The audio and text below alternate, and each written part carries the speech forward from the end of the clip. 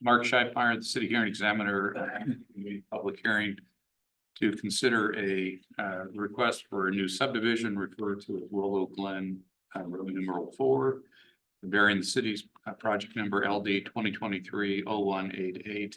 The applicant being Daniel Bellagio, Yelm Properties LLC, for property located along Grove Street, bearing the address 9819 Grove Road, Southeast. In advance of today's hearing, I've received a staff report authored by Mr. Kohler, who is present today from city staff. I have reviewed that report in its entirety, plus all of the materials that came with the report. I've also undertaken my own independent site examination of the project, which I did this morning.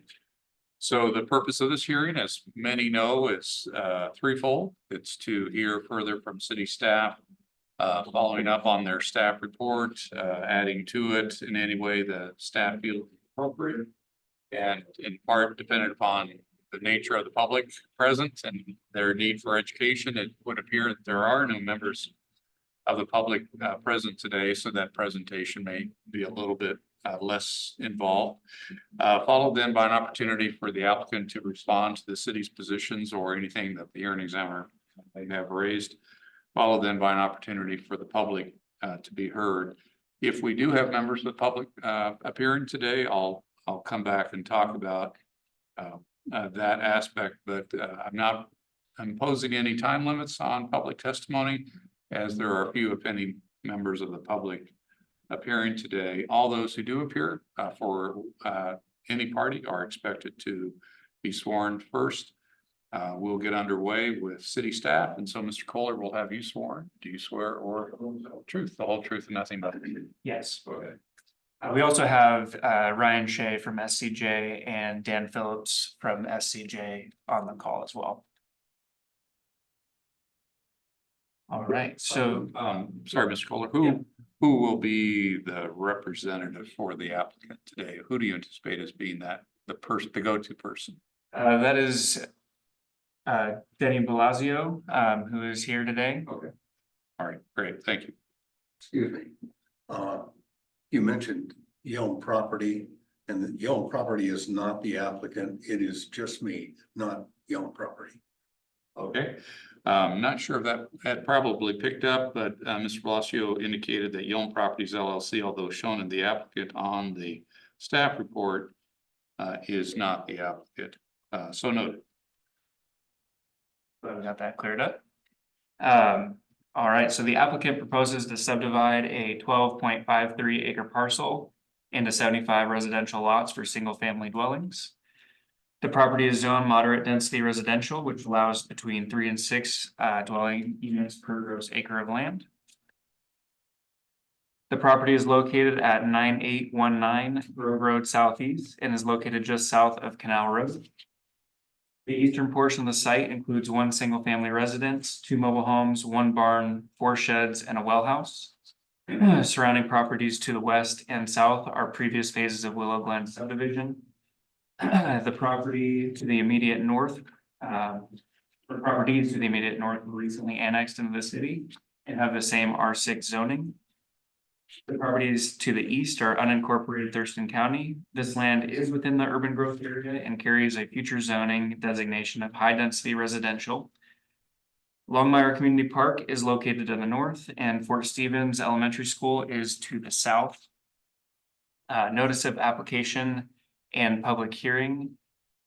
Notice of this application and preliminary SEPA determination of non-significance were mailed to the state and local agencies, property owners within 300 feet of the site on January 30th, 2024, as well as published in the Nisqually Valley News on February 1st, 2024.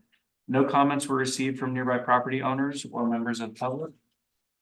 Notice of hearing, this was posted on the site April 29th, 2024, mailed to property owners within 300 feet of the site on April 29th, 2024, posted on the City of Yelm website April 29th, 2024, and published in the NVN or Nisqually Valley News May 2nd, 2024.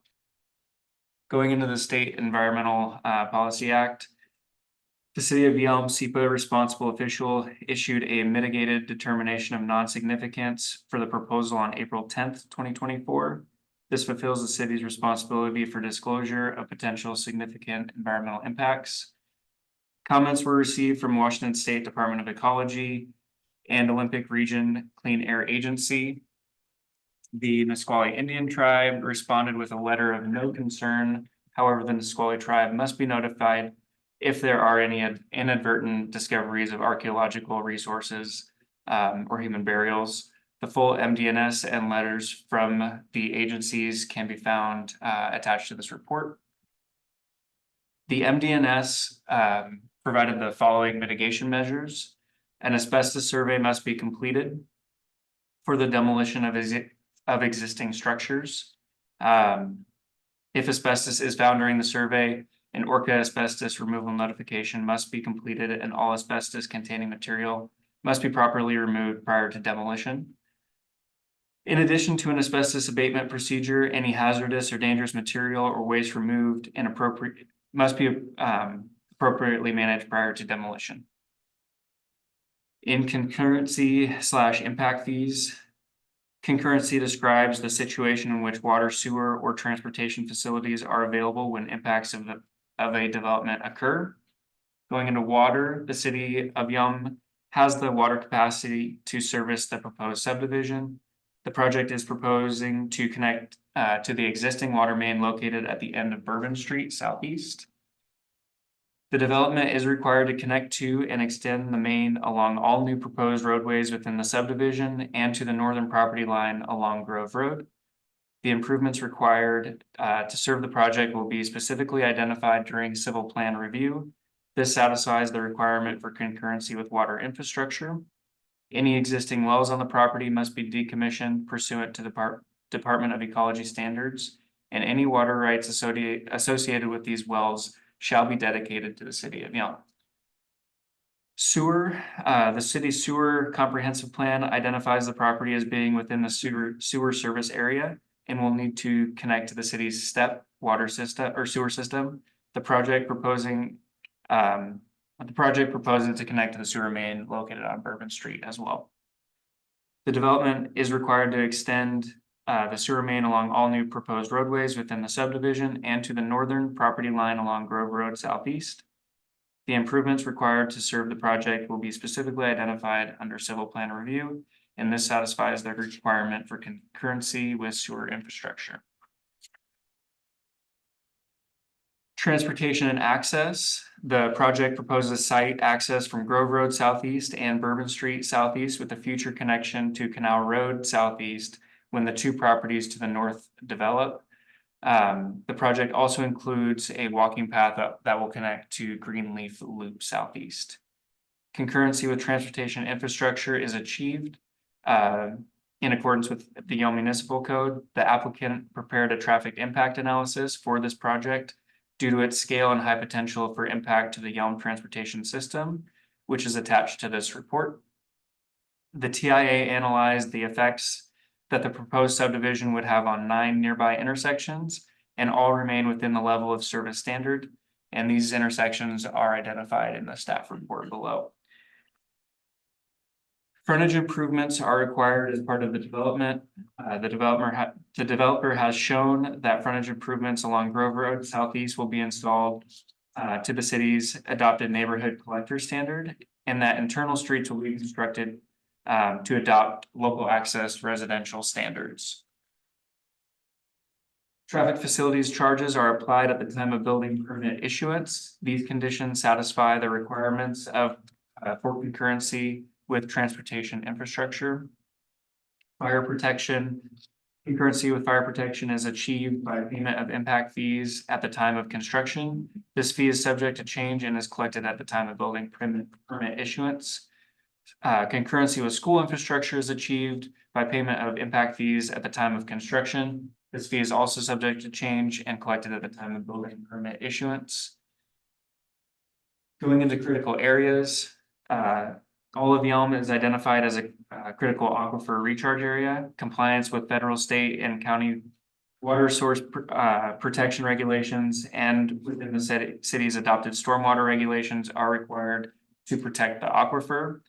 The stormwater system proposed is an Old Castle perk filter, which is designed in accordance with the stormwater manual for Western Washington as required by the City of Yelm Municipal Code. There were no wetlands identified on the site.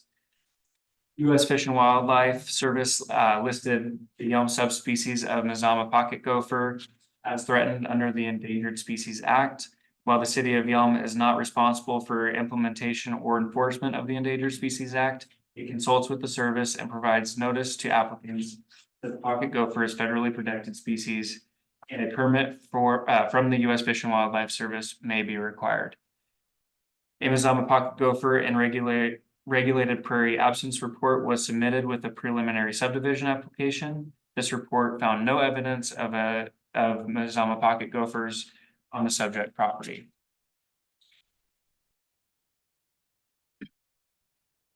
Zoning and design standards. The R6 zone is intended to provide space for single-family residences in a moderate density configuration. Adequate lighting shall be submitted during civil plan review. Parking, residential uses require 2 spaces per dwelling unit. Water connections are subject to final approval during civil plan review. Sewer, the property is located within the STEP system, and sewer connections are based on equivalent residential units.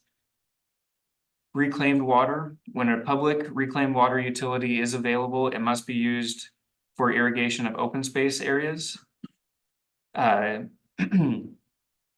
Connection is required if the subject property is within 200 feet of a public reclaimed water utility as measured from the lot line closest to the existing reclaimed water utility.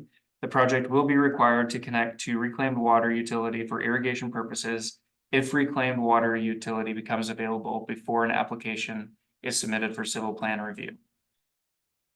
Building design is subject to review after the applicant has submitted a building permit application for each proposed residence. Landscaping, chapter 18.55 YMC establishes minimum requirements and standards for landscaping for new development projects. For residential subdivisions, a perimeter fence is a suitable alternative to perimeter landscaping. Submitted plans indicate a solid board fence along the perimeter of the development. Streetscape landscaping is required for the proposed internal access roads. Final landscaping plans that indicate conformance with 18.55.020 C of the Yelm Municipal Code. Streetscapes shall be submitted during civil plan review. Stormwater facility landscaping required by 18.55.020 of the YMC the site plan indicates a single underground stormwater facility on the west side of the property and under the area designated as open space. A detailed irrigation plan is required during civil plan review. For single family residential subdivisions, they are required to include open space of at least 5% of the total gross area of the development.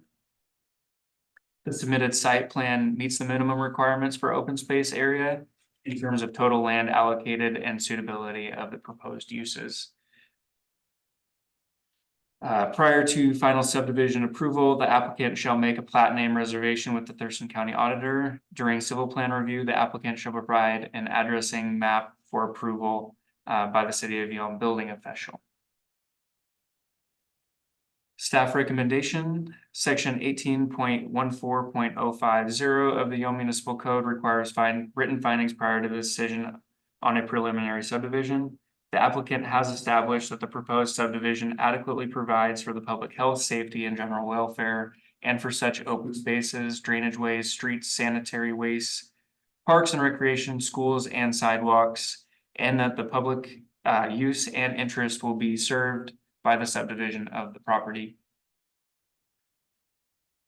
The Public Services Department recommends the preliminary subdivision be approved under the following conditions. The conditions of the MDNS associated with this project are hereby referenced and considered conditions of this approval. A lighting plan shall be submitted during civil plan review. Any proposed irrigation system shall incorporate a backflow prevention device and conform with the cross connection and backflow control program as defined in 13.04.220D of the Yelm Municipal Code. The final landscape plan shall be submitted during civil plan review and include a detailed irrigation plan. Plans submitted during civil plan review shall include an addressing map for approval by the building official. Plans submitted during civil plan review shall include the proposed location and details for mailbox placement, and these plans must conform to 18.59.080 of the Yelm Municipal Code. The applicant shall provide a performance assurance device in order to provide for maintenance of the required landscaping for the subdivision until the homeowners association becomes responsible for the landscaping maintenance. The performance assurance device shall be 150% of the anticipated cost to maintain the landscaping for 3 years. Stormwater facilities shall be located in separate recorded tracts owned and maintained by the homeowners association. The stormwater system shall be held in common by the homeowners association, and the homeowners agreement shall include provisions for the assessment of fees against individual lots for the maintenance and repair of the stormwater facilities. Southeast Thurston Fire Authority has requested the proposed fire hydrant east of Bourbon Street be moved to the corner of Bourbon Street Southeast and Road A. The exact location and provision of the fire hydrants is finalized during civil plan review. The applicant shall submit a fire hydrant plan that is subject to review and final approval during civil plan review. The applicant shall secure all necessary demolition permits prior to the demolition of current structures on the property. If reclaimed water utility becomes available before an application is submitted for civil plan review, a connection to the city's reclaimed water will be required. The reclaimed water line would need to be extended into the proposed subdivision along each of the proposed internal roads, and all open space tracts that will feature irrigation systems would need to utilize reclaimed water. Chapter 2, transportation details require travel lanes be 11 feet wide. A traffic circle, island, or another traffic calming device on Bourbon Street will be required to narrow the travel lanes at the location of the current cul-de-sac. The traffic calming device will need to be approved by the civil review engineer during civil plan review. That concludes my report. Thank you, Mr. Fuller. A few questions in no particular order. I note the Yelm staff reports do not address safe walking for students. And I might invite staff to add a discussion in each subdivision as to that, because it is a state standard. And while it may not be in the Yelm subdivision, it certainly is in the state subdivision requirement that there be demonstrated evidence of safe walking for students. And in this case, we do have Fort Stevens Elementary within safe walking or within walking distance. Therefore, we have a statutory obligation to ensure that there is a safe walking route. My field inspection suggests that there is that mostly along Grove, there are sidewalks continuously from Fort Stevens Elementary to the site, and then the site will have its own sidewalks. So my observations suggested that there are, but could you confirm that there are safe walking routes? There are safe walking routes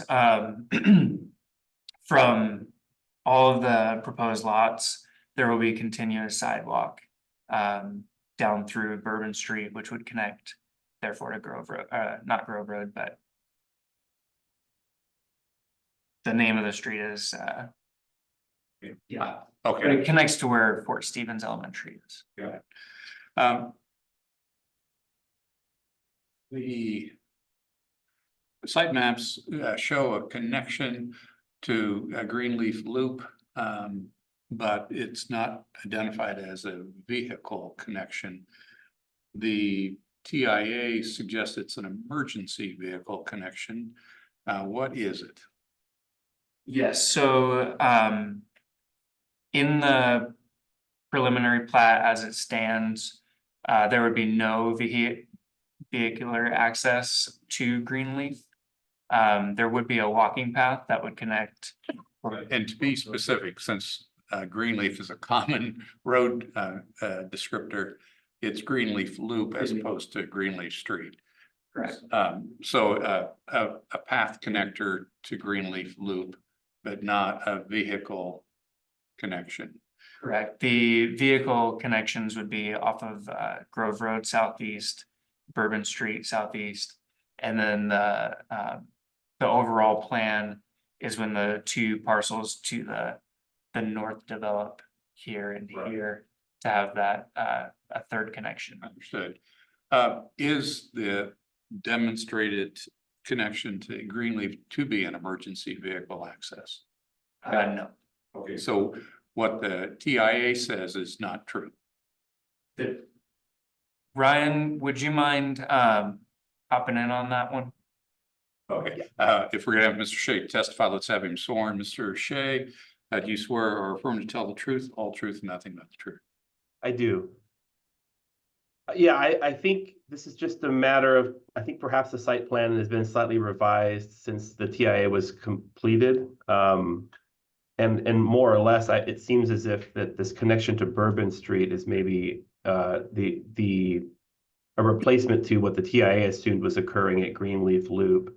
So I don't believe the TIA speaks to a connection to Bourbon Street either. It's not. And so that essentially would become, I think, the replacement for, and it's not limited to emergency access. It's essentially serving as a full access, but I think the secondary access for emergency vehicles will be satisfied by that Bourbon Street connection in place of a Greenleaf Loop connection. Okay. All right. Thank you. And I'll come back to the applicants. A few other questions, traffic related questions to the applicant. Mr. Kohler, why no access to Greenleaf Loop? I know the city favors connectivity among its subdivisions for both emergency access, for a sociability among neighborhoods, for commonality among neighborhoods.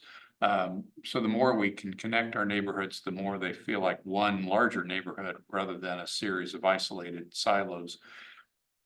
Why not connect to Greenleaf? Is there a reason why we would not favor that? The applicant proposed a safety concern with a direct through street from Greenleaf Loop to Grove Road. And they demonstrated to us that by providing the connection to Bourbon, it satisfies the requirement for emergency access, et cetera. That's a good answer.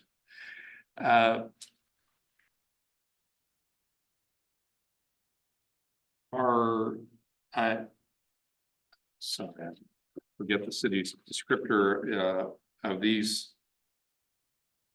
The streets within the development are to what standard? Local access resident Access.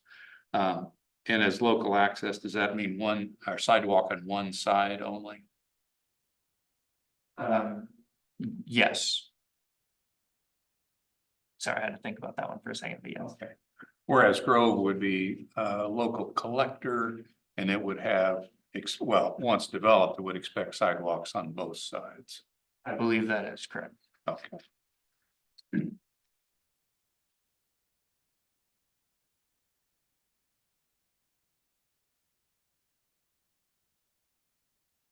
Landscaping. I'm going to be unkind for a minute. There is a tragic indifference to the landscaping maintenance in the other portions of Willow Glen.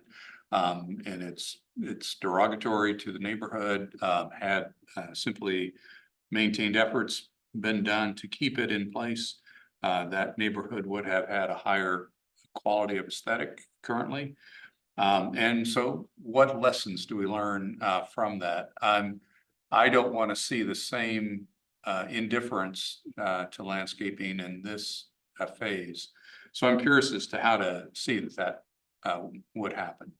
In other words, many of the street trees imposed on other portions of Willow Glen are not there any longer, and there is nothing replacing them.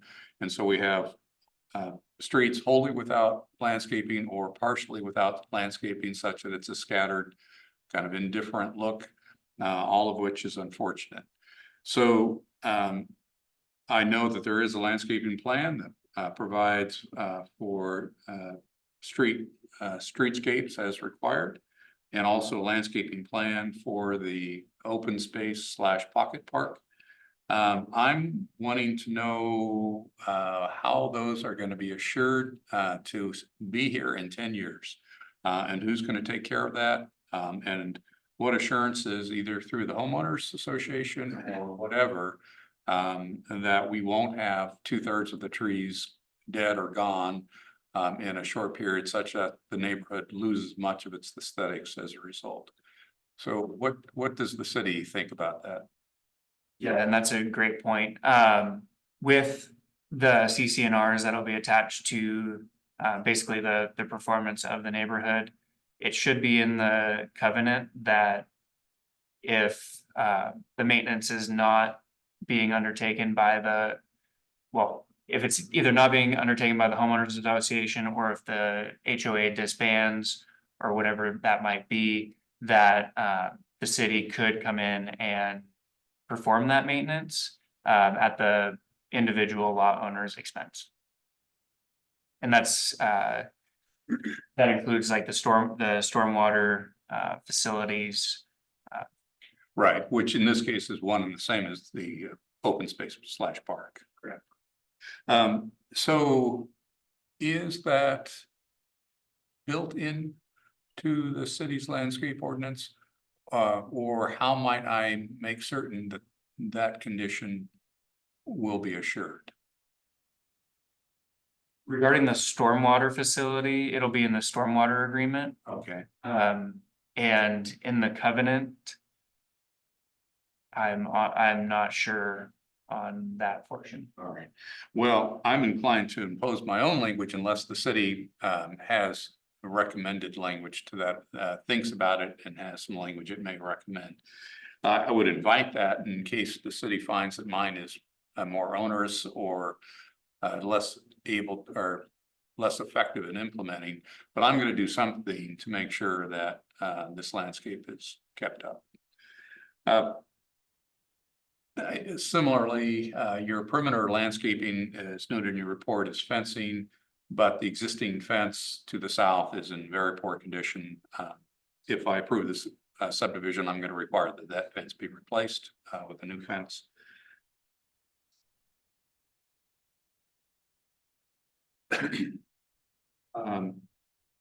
Street parking, is street parking allowed Yes, on both sides? I believe so. Oh.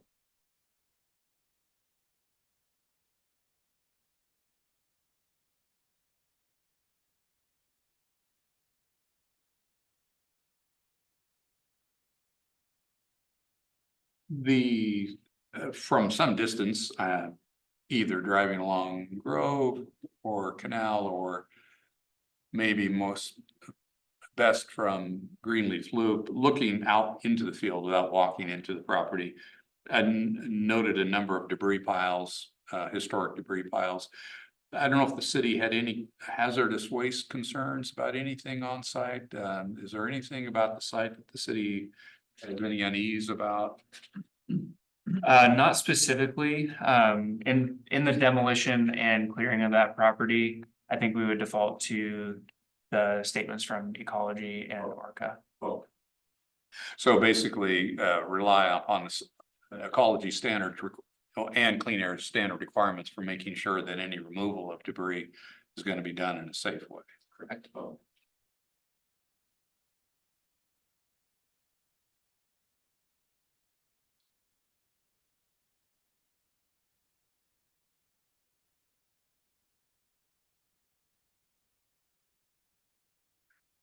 I think those are my questions.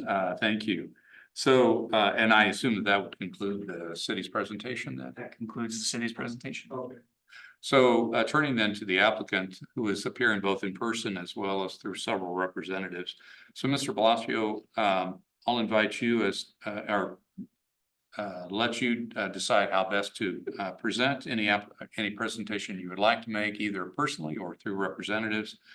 And on any subjects you would prefer, either your own or perhaps in further response to any of the questions I've posed to city staff. So would you like to testify yourself? No, sir. Okay, who would be your representative? Mr. Shea? Okay. Okay, so Mr. Shea, you've already been sworn, so let's come back to you. You've heard the testimony of Mr. Kohler, and you've heard my questions regarding some of his testimony. Having heard all that, what would the applicant like to add to the city's presentation? I don't feel like there's any outstanding issues I'd like to speak to. I think that the city's presentation was pretty comprehensive and feels like your concerns have been spoken to well by Andrew. But I could defer to Mr. Phillips here, one of my consultant colleagues, if there's anything he would want to add.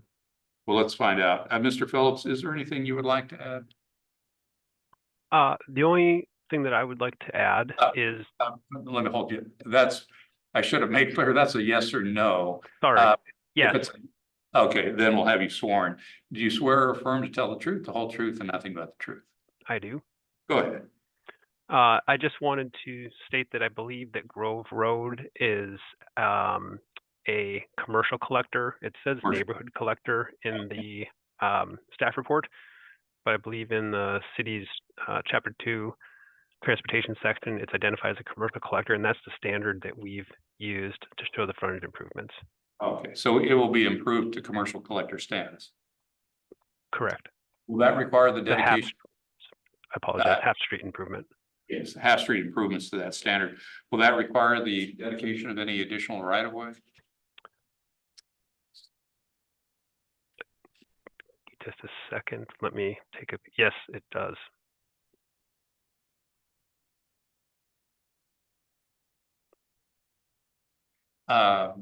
Mr. Kohler, is that addressed? Is the requirement of imposing additional right of way included as a condition? I don't, remind me. It has not been included in the conditions of approval.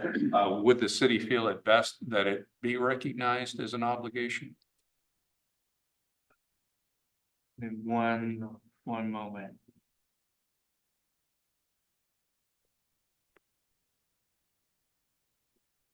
Yes. And Mr. Phillips, do you know how much right of way must be dedicated on that, on the, what is it, the west side? Yes, 8 foot, 8 feet? correct. Okay. Okay, thank you. Anything else that you feel is worth noting? No, All right, thank you very much. thank you. And Mr. Blasio, would that then conclude the city or the applicant's presentation? Okay. Are there any members of the public? There are none appearing in the hearing room. Are there any appearing remotely? Is the city showing any? We are not. Okay. Normally the city would have the last opportunity for response. Is there anything in that brief bit of testimony that the city wants to respond to? No, sir. Okay. I'm going to go ahead and approve the application with slightly revised conditions of approval. Simply note the obligation to dedicate right of way along Grove Road to achieve commercial collector status. Noting again the requirement of replacing the existing fence along the south boundary and providing a bit stronger assurances that all required landscaping is transferred to the homeowners association and assured maintenance over time. So I'll tweak that language internally unless the city sends me something right away that they would suggest in that regard. Otherwise, I'm going to adopt the proposed conditions suggested by city staff. I think those who are familiar with this process know that while I have done this orally, that's the easy part. The hard part is now taking all this and converting it to my own set of findings followed then by a set of conclusions of law based upon those findings, followed then by the decision.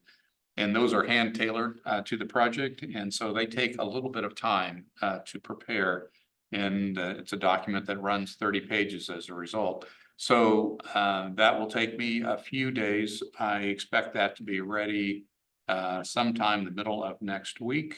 And so, but I do recognize that other actions are awaiting my decision, and so that I do not want my decision to be holding things up unnecessarily. So I will be working on that as rapidly as I can and have it back to the city for distribution to all interested parties. Are there any last questions of the city, of the applicant, anything we have not addressed?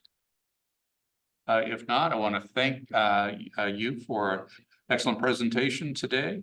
And with that, we're adjourned. Thank you.